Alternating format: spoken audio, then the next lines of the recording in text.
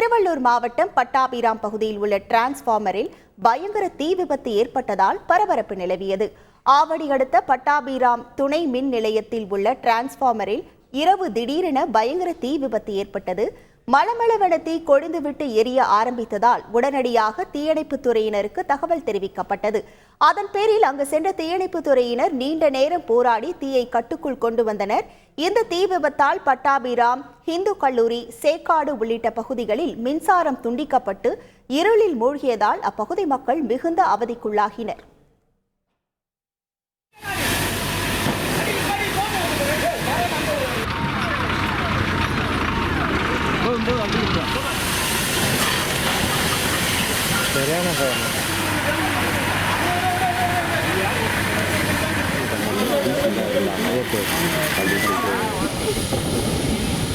காத்து வேறல்ல பரவுது.